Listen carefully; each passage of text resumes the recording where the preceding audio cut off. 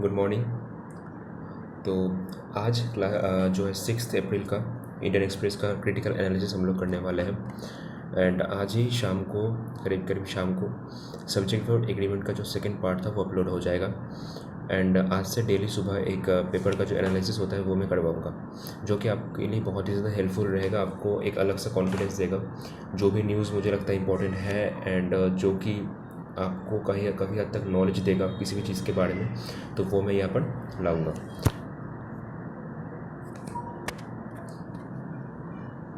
तो आज ये बहुत एक अहम मुद्दा जो है पेपर में आया है कि Lok Sabha passes bill to include sub communities in Jharkhand ST list. ठीक है, लोकसभा में एक बिल पास हुआ है एंड वो कुछ कास्ट से रिलेटेड है। ठीक है, देखते हैं। Lok Sabha Tuesday past a voice vote the constitution SC/ST order amendment bill 2022। ठीक है, ये जो अब देखो यहाँ पर मैं एक चीज़ मेंशन करना चाहूँगा। ये जो अमेंडमेंट वर्ड है ना, अमेंडमेंट वर्ड का मतलब आपको पता होना चाहिए। अमेंडमेंट का मतलब होता है बदलाव लाना। ये कॉन्स्टिट्यूशन की लैंग्वेज है, चेंज। ठीक है,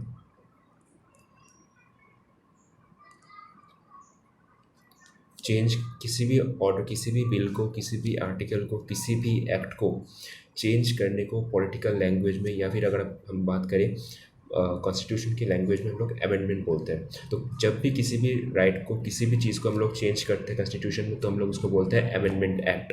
ठीक है, तो अमेंडमेंट बिल एक नया आया है एंड इसको अमेंड किया गया है। अब देखते हैं इसके बारे में और कुछ चीज़ें। जो ये बिल पास हुआ है, ये बिल पास हुआ था मार्च 30 को। ठीक है, राज्यसभा के द्वारा पास किया गया था। एंड यस, किसी भी बिल को अमेंडमेंट करने के लिए लोकसभा राज्यसभा में तो होता ही है। ठीक है, डिस्कशन होता ही है, फॉर्मल डिस्कशन। बट उस बिल को अमेंड करने के लिए एक बहुत ही अहम साइन की ज़रूरत होती है, जो हम करते हैं हमारे Republic of India. Republic of India का मतलब प्रेसिडेंट ऑफ इंडिया। वो जितने भी बिल्स आते हैं उस पर साइन या फिर उस पर जो फाइनल हस्ताक्षर वही करते हैं। ठीक है, तो ये जो बिल आया है इसका एम क्या है? इसका एम ये है कि to amend the schedule to the ST order to include certain communities. ठीक है, मतलब एसटी में कुछ नए नए कम्युनिटीज़ जो है वो अभी जुड़ जाएंगे, जैसे कि देशवाड़ी देशवाड़ी गंजू, दोतलबंदी। ठीक है, पटबंदी, राउत, मझिया, खैरी। इस खैरी को खेरी भी बोला जाता है। तमारिया, पुरान। ठीक है, ये सब कुछ झारखंड की जो एसटी लिस्ट है उसमें इंक्लूड किया जा रहा है। ये बहुत ही बड़ा, देश के लिए एक बहुत ही बड़ा बिल आ चुका है, आपको ये जानना चाहिए। ठीक है, अब देखिए, अब इसमें और एक चीज़ हुआ है, वो क्या है? The Bhogta community. जो वोक्टा कम्युनिटी होता है उसको एससी लिस्ट से हटा दिया गया है एंड उसको एसटी में कंक्लूड किया गया है। ठीक है, उसको एससी लिस्ट से हटा के उसको एसटी लिस्ट में कंक्लूड किया गया है। कहाँ पर? झारखंड में। तो एग्ज़ाम में पूछ भी सकता है, बहुत ही इंपॉर्टेंट न्यूज़ आया है। ठीक है, एंड इसमें और कुछ इन्फॉर्मेशन। इस बिल को इंट्रोड्यूस करने वाले हमारे union tribal affairs minister Ayush Munda थे। ठीक है, ये भी आपको याद रखना है। यूनियन ट्राइबल अफेयर मिनिस्टर कौन है? आयुष मुंडा है, जिन्होंने ये बिल जो है इंट्रोड्यूस किया है लोकसभा में। अब ये जो बिल आया है, जब भी कोई बिल आता है तब पॉलिटिकल पार्टीज़ के बीच में एक मतभेद होता है। कोई होता है क्रिटिसाइज़ करता है, कोई होता है सपोर्ट करता है। तो इस बिल में भी कुछ अलग नहीं हुआ है। इसमें क्रिटिसाइज़ किया गया है DMK DNV सेंथिल कुमार के द्वारा, एंड सपोर्ट किया गया है BJP MP फ्रॉम जात्रा इन झारखंड से, एंड TMC प्रतिमा मंडल।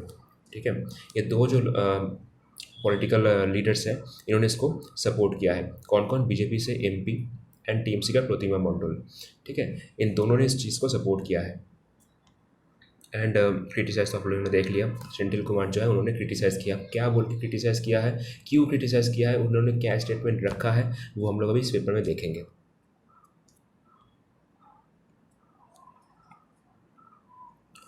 ये पूरा का पूरा आज का पेपर का कटआउट था।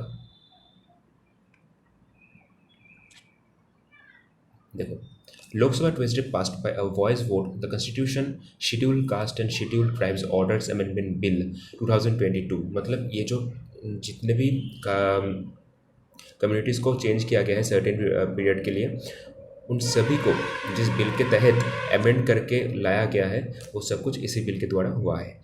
The bill passed by Rajya Sabha on March 36 to amend the schedule to the state order to include certain communities, देशवरी Ganju जितनी मैंने बताया, ठीक है।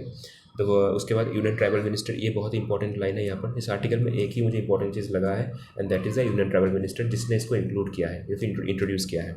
यही एक इंपॉर्टेंट चीज़ लगा है। एंड यहाँ पर सीधा सीधा किसने किसने क्रिटिसाइज़ किया है वो चीज़ दिखाया गया है, ठीक है। किसने क्या क्या बोला है, किसने सपोर्ट किया है, किसने क्रिटिसाइज़ किया है। एंड देखिए यहाँ पर लिखा है election manoeuvring and election strategy. ये इसने बोला है, जिसने क्रिटिसाइज़ किया है सेंट्रल कमांड ने, ठीक है। अगला न्यूज़ पे हम लोग चलते हैं। हमारे जो honourable prime minister Shri Narendra Modi ji, वो अप्रैल 24 को जम्मू एंड कश्मीर में विज़िट करने वाले हैं। अब क्यों करने वाले हैं, क्या मुद्दा है, सब कुछ हम लोग देखेंगे। इसका रीज़न एक ही है कि वो पंचायत के जो कर्मी हैं, पंचायत के जो रिप्रेजेंटेटिव्स हैं जम्मू में, उनसे मुलाकात करने जा रहे हैं, ठीक है। अब क्यों, इसी दिन पे क्यों? बिकॉज अप्रैल 24 को पंचायत राज दिवस बोला जाता है। ये बहुत इंपॉर्टेंट चीज़ है, किसी भी एग्ज़ाम में पूछ लेगा और आपको पता भी नहीं चलेगा कि कहाँ से पूछ लिया। आपके तो कोचिंग में नोट्स में नहीं पढ़ाया जाता ये सब, है ना। अप्रैल 24 पंचायत राज दिवस, ये याद रख लेना।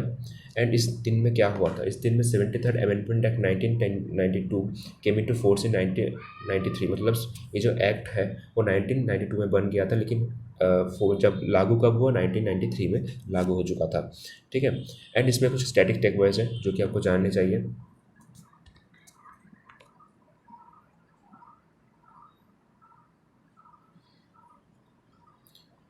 पीएम, लाइक ये पूरा पेपर कटआउट है, अब देखो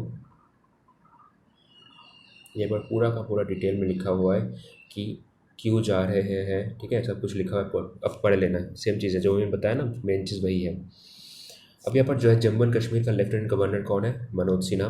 रूरल डेवलपमेंट मिनिस्टर कौन है, गिरिराज सिंह। ये दोनों याद रखने हैं, ये सभी इसी आर्टिकल में जो है लिखा गया है, ठीक है। चलो,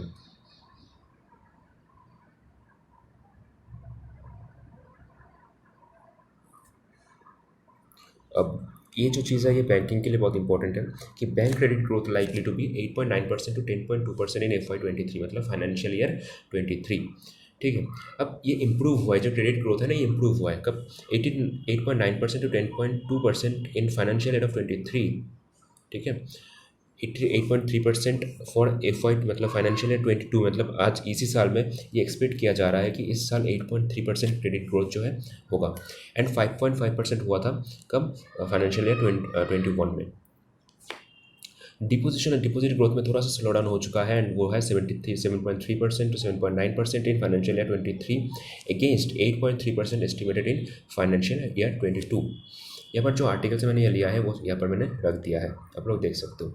bank rate growth likely to be 8.9% to 10.2% in financial year 23। यहाँ पर पूरा डिटेल में लिखा हुआ है, ठीक है। शॉर्ट नोट्स यहाँ से बना लेना, इंपॉर्टेंट चीज़ है बैंकिंग के लिए। एंड बाकी एग्जाम में बस यही पूछा जा सकता है कि बैंक का जो क्रेडिट ग्रोथ है वो फाइनेंशियल ईयर 23 में कितना रह सकता है, ठीक है। वो किसी भी एग्जाम में पूछ सकता है कि कितना रहने वाला है, 8.9% टू 10.2%, ठीक है। अब ये एक बहुत ही बड़ा जो है मुद्दा आया है कि एलॉन मस्क, जो कि स्पेस एक्स टेस्ला का को फाउंडर है, उन्होंने क्या किया है, उन्होंने ट्विटर को 9.2% स्टेक लिया है, मतलब 9.2% शेयर उन्होंने खरीद लिया है। एंड यहाँ पर आप लोग पढ़ सकते हो, यहाँ पर जो इंपॉर्टेंट चीज़ें हैं ये किसी भी एग्जाम में नहीं पूछेगा, बस ये अगर पूछना ही है तो ये पूछ सकता है कि 9.2 कितना परसेंट लिया है शेयर, ठीक है। वो पूछ सकता है, या फिर आपकी नसीब जो है वो बहुत ही ख़राब हो तो इस सेक्शन से क्वेश्चन पूछ लेगा, ये वाला सेक्शन से, ठीक है। कि कितना रेवेन्यू जनरेट यहाँ पर नहीं है, सॉरी रुको, रेवेन्यू यहाँ पर है कि कितना रेवेन्यू आया था, ठीक है, ट्विटर से या फिर सोशल मीडिया प्लेटफॉर्म से, सब कुछ यहाँ पर डिटेल में है। तो अगर बैंकिंग के एग्ज़ाम देने जा रहे हो, बैंकिंग अवेयरनेस, फाइनेंशियल अवेयरनेस पूछता है, तब ये सब पूछ भी सकता है, ज़रूरी नहीं पूछेगा, बट ये एक जनरल नॉलेज के लिए जान लो कि कितना परसेंट स्टेक लिया है, ठीक है। अब और एक बड़ी चीज़, आज का जो न्यूज़पेपर है ना, इसमें 2 बिल आ चुके थे, ठीक है। मतलब 2-2 मैंने दिखा, 2-2 बिल जो है उन्होंने इंक्लूड कर रखा है। तो ये जो और एक बिल है, Jaishankar introduce a bill to ban funding of WMDs। ये बहुत ही अच्छा बिल है, मुझे बहुत अच्छा लगा है इस बिल को, मतलब उन्होंने लाया है, उन्होंने जो है इसको इंट्रोड्यूस किया है, क्योंकि ये करना भी चाहिए था। एंड इसके अगेंस्ट में कोई क्रिटिसाइज नहीं हुआ है, इसका एम क्या है? Prohibiting funding of weapons of mass destruction and empowers the government to freeze और seize assets of those involve in such activity. मतलब जो गैर कानूनी तरीके से आप हथियार रखते हो, ठीक है, हथियार का जो धंधा चलता है उसको उसी मुद्दे पर जो है बात की गई है। किस एक्ट के तहत ये बात की गई है? WMD provision of unlawful activities act 2005, ठीक है। यहाँ पर पूरा लिखा हुआ मैंने बता दे रहा हूँ मैं, ये देखिए पर लिखा हुआ है। एंड ये जयशंकर कौन है? फॉरेन मिनिस्टर है। Foreign minister Jaishankar introduced in the Lok Sabha on Tuesday a bill that seeks to prohibit funding of weapons and of mass destruction and empowers the government of freeze or siege assets of involved in such activities, ठीक है। The bill seeks to amend the weapons of mass destruction and the delivered systems. यहाँ पर जो act है आपको वही याद रखना है कि 2005 वाला जो एक्ट है उसी को मुद्देनज़र रखते हुए फिर उसको यूज़ करके ये जो काम है वो कड़ा किया गया है, ठीक है। तो ये है आज का पूरा।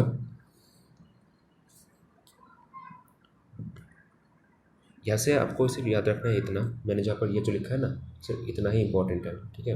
मैं भी ऐसे ही नोट्स बनाता हूँ, आप देख लो कि कैसे नोट्स बनाए जाते हैं, शॉर्ट शॉर्ट नोट बनाए जाते हैं, ठीक है, जो भी इंपॉर्टेंट लगे वही।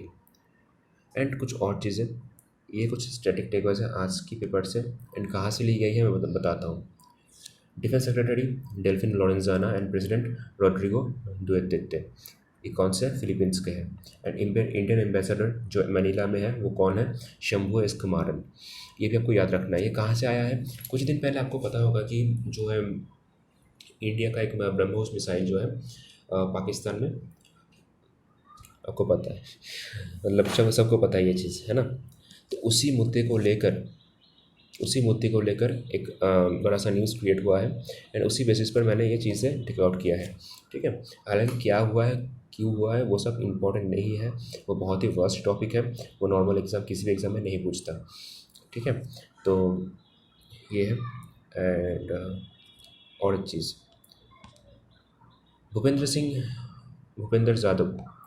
यादव ये कौन है? ये हमारे एनवायरनमेंट मिनिस्टर है, ठीक है।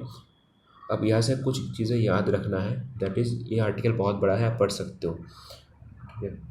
ये IPCC का फुल फॉर्म आपको पता होना चाहिए। IPCC का full form inter governmental panel on climate change, ये आपको याद रख लेना है, ठीक है। और है policy summary of policy makers SPM working group 3 WG3, जितने फुल फॉर्म मिलते हैं ना पेपर में, आर्टिकल में आते हैं, वो सब याद रख लेना, क्योंकि किसी भी एग्जाम में पूछ लेता है, बोलेगा कि बताओ यार IPCC का फुल फॉर्म क्या है, ऑप्शन दे देगा, ठीक है, ऑप्शन दे देगा। वो आप अगर आर्टिकल नहीं पढ़े तो आपको कहाँ से आएगा, इसलिए डेली न्यूज़पेपर पढ़ना बहुत ज़रूरी है, ठीक है। तो thank you so much guys for watching the video. And अगर आप मुझसे कांटेक्ट करना चाहते हो या फिर किसी भी तरीके की फीडबैक आप देना चाहते हो तो ज़रूर से ज़रूर मेरा ये व्हाट्सअप नंबर है, ठीक है, यहाँ पर आप मुझे मैसेज कर सकते हो। मेरा इंस्टाग्राम हैंडल है, आप मुझे इंस्टाग्राम पर भी मैसेज कर सकते हो, कहीं पर भी मैसेज कर लो, रिप्लाई मिल जाएगा, ठीक है। Thank you so much guys, आज के लिए इतना ही। एंड आज शाम को और एक क्लास अपलोड हो जाएगा and that is for subject verb agreement part 2 and spelling का, और जो 20 और स्पेलिंग में वहाँ पर डाल दूंगा वो भी आपको देख लेना है, ठीक है। Thank you so much guys.